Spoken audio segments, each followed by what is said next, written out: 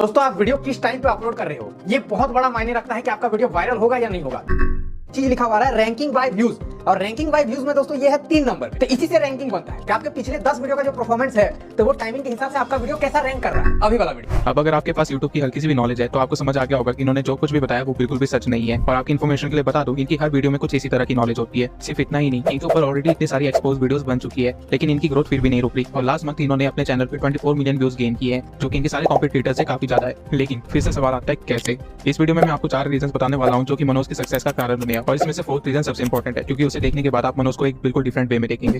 तो सबसे पहला रीजन है फर्स्ट क्रिएटर बेनिफिट। मनोज ने जब अपना चैनल स्टार्ट किया था तो उसकी कंपटीशन में कुछ एक गिने चुने ही चैनल्स थे, और लोगों को इस कंटेंट की काफी ज्यादा नीड थी। अल्टीमेटली डिमांड ज्यादा थी और सप्लाई कम, और एक परफेक्ट ग्रोथ के लिए यही चाहिए होता है। लेकिन अब आप कहेंगे कि ये फर्स्ट क्रिएटर बेनिफिट तो बाकी कॉम्पिटिटर्स के पास भी था, तो सिर्फ मनोज का चैनल ही इतना ज्यादा ग्रो क्यों कर पाया। तो इसका रीजन है मनोज का कंटेंट। मनोज अपनी वीडियोस में ऐसे टॉपिक्स कवर कर रहे थे जो बाकी क्रिएटर छोटा समझ के छोड़ दिया करते थे। फॉर एग्जांपल टाइटल कैसे लगाए, या फिर टैग्स किस तरह यूज करे, या फिर एंड स्क्रीन का इस्तेमाल किस तरह किया जाता है। और इसी रीजन की वजह से मनोज के पास उसके कॉम्पिटिटर से ज्यादा ऑडियंस आ रही थी। अब वो इन्फॉर्मेशन एक्चुअल में वर्क करे या ना करे इससे कोई फर्क नहीं पड़ता था, क्योंकि उस टाइम की ऑडियंस को भी ज्यादा नॉलेज नहीं थी। वो जो भी देखते थे उसे सही मान लेते थे और फॉलो करने लग जाते थे, जिसकी वजह से मनोज की वीडियोस लगातार चलती रही। अब मनोज अपनी ऑडियंस को तो सेटिस्फाई रख रहे थे, लेकिन साथ ही साथ उनको यूट्यूब को भी सेटिस्फाई रखना था। और उन्होंने ये चीज भी की हमारे सेकंड पॉइंट को फॉलो करके, जो कि है कंसिस्टेंसी। मैं पर्सनली मनोज को 2019 से फॉलो करता हूँ, और मुझे उस टाइम पे कोई भी यूट्यूबर इतना कंसिस्टेंट नहीं मिला। उनको चैनल की स्टार्टिंग से ही ग्रोथ नहीं मिली थी। उन्होंने अपने स्टार्टिंग में 100 से भी ज्यादा वीडियोस टैग से रिलेटेड बनाई थी, जो कि चलती भी नहीं थी, लेकिन उसके बाद भी वो रुके नहीं थे। और ऐसा बिल्कुल भी नहीं है कि वो सिर्फ अपने स्ट्रगलिंग फेज में ही कंसिस्टेंट थे। इवन दो उनका चैनल मोनेटाइज हो गया था और उनके पास 50K से भी ज्यादा सब्सक्राइबर्स थे, तभी वो दिन में कई बार 3 से 5 वीडियोस अपलोड कर दिया करते थे, जबकि उनके बाकी कॉम्पिटिटर्स हिले पड़ गए थे। और इसी कंसिस्टेंसी के कारण उनका ब्रेक इवन पॉइंट भी बहुत जल्दी आया, जब उनकी एक video how I shoot my videos viral हो गई।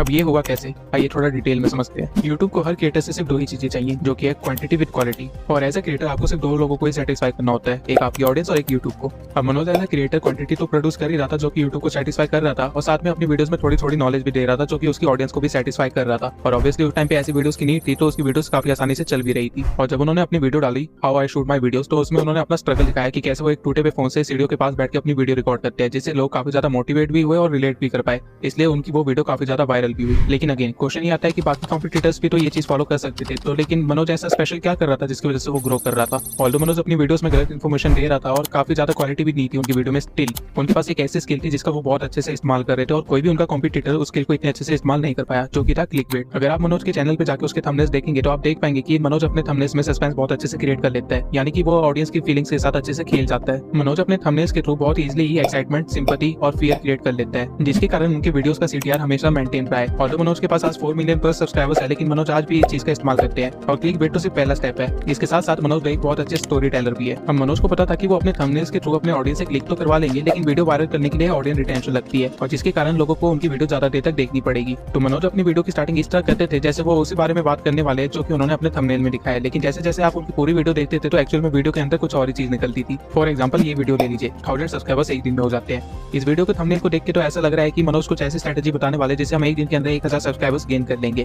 अब ये वीडियो 10 मिनट की थी, और लगभग 9 मिनट तक मनोज इसी तरह बात करते रहे जैसे वो कुछ बताने वाले जिससे एक दिन के अंदर 1000 सब्सक्राइबर्स गेन हो जाएंगे। लेकिन 9वें मिनट पे मनोज बताते हैं कि उनका चैनल अब इतना ज्यादा ग्रो हो चुका है कि उनको हर रोज 1000 सब्सक्राइबर्स इजीली गेन हो जाते हैं। और इसी तरह मनोज अपनी क्लिकबेट स्ट्रेटेजीज को, अपनी स्टोरी टेलिंग स्किल्स को काफी अच्छे से यूज करके अपनी वीडियोस को वायरल कर लेते थे। अब अगर आपको लग रहा है कि आप भी ऐसा कर सकते हैं और आप भी अपनी वीडियो को इसी तरह वायरल कर सकते हैं, तो आप बहुत गलत हैं, क्योंकि एक टाइम के बाद ऑडियंस को समझ आ जाएगा कि आप उनके साथ क्या कर रहे हैं, वो आपकी वीडियोस देखना बंद कर देंगे। लेकिन अब आपका सवाल होगा कि मनोज के साथ तो ये चीज काम कर गई, तो मेरे साथ क्यों नहीं करेगी। तो इसका रीजन है the 4th point, not a YouTuber. जी हाँ, आपने सही सुना, मनोज कोई यूट्यूब क्रिएटर नहीं है, बल्कि वो एक इन्फ्लुएंसर है। अब मैं ऐसा क्यों कह रहा हूँ, मनोज की वीडियो में कोई खास इन्फॉर्मेशन नहीं होती, लोग उनको एक्सपोज कर रहे हैं। उनके सक्सेस के बाद भी उनकी कंटेंट क्वालिटी में कोई ज्यादा डिफरेंस नहीं आया है, और इस सब के बाद भी उनका चैनल ग्रो कर रहा है। और पिछले मंथ उन्होंने 12K सब्सक्राइबर्स गेन किए। लेकिन क्यों? क्योंकि लोग मनोज की वीडियो से इन्फॉर्मेशन के लिए नहीं देखते, बल्कि मनोज के लिए ही देखते हैं। मनोज की मैक्सिमम ऑडियंस रूरल एरिया से है, और उनके लिए मनोज एक ऐसा इंसान है जो गरीबी से निकल के सक्सेसफुल हुआ है। उनके लिए Manoj more of a motivation है instead of a content creator. अगर आप मनोज के चैनल को ध्यान से देखेंगे तो आपको उस पर ज्यादा से ज्यादा वीडियोस मोटिवेशन से रिलेटेड ही मिलेगी। इसके साथ साथ मनोज का ज्यादातर कंटेंट अपनी लाइफ स्टोरी के आसपास ही रिवॉल्व होता है, क्योंकि उनकी ऑडियंस उससे रिलेट कर पाती है। अगर आप उनके कंटेंट पे ज्यादा ध्यान देंगे तो आप ये भी देख पाएंगे कि वो ट्रेंडिंग टॉपिक्स पे भी कंटेंट बनाते हैं, जबकि अगर हम या आप में से ऐसा कोई करेगा तो उसके सब्सक्राइबर्स कम होने लग जाएंगे। वहीं मनोज के सब्सक्राइबर्स इस चीज से बढ़ते हैं, क्योंकि मनोज की ऑडियंस को उसके पॉइंट ऑफ व्यू से फर्क पड़ता है, भले ही वो टॉपिक चाहे हमारी नीश के बाहर का ही क्यों ना हो। मनोज अपनी ऑडियंस के साथ अपनी पर्सनल लाइफ भी शेयर करता है, जो कि हम में से बहुत ही कम यूट्यूबर्स ही करते होंगे। फॉर एग्जांपल मनोज को अभी अपने घर में बिना बताए शादी करनी पड़ी और ये चीज उन्होंने अपने सब्सक्राइबर्स के साथ शेयर की।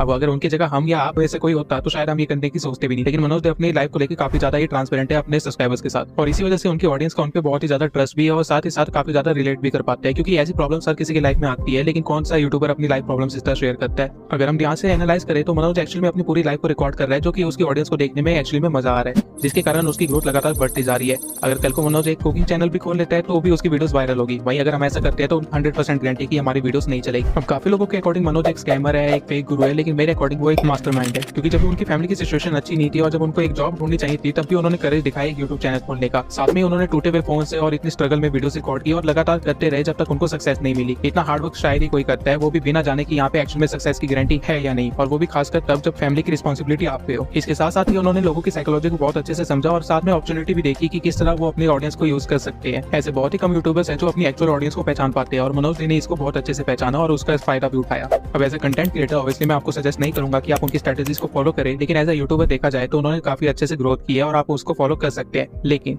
अब आप सोचेंगे कि मैं इतना पर्सनल तो नहीं हो सकता यूट्यूब पे, अपनी पर्सनल लाइफ तो नहीं शेयर कर सकता, तो मैं कैसे ग्रो करूं? तो मैंने इसके लिए एक चैनल एनालिसिस पहले ही कर रखा है, आप जाके उसको देखिए और अपनी ग्रोथ को स्टार्ट कीजिए। 10,000 plus subscribers. What if I tell you कि इतने सब्सक्राइबर्स मैंने सिर्फ 7 वीडियो से कंप्लीट कर लिए? Yes, you are right.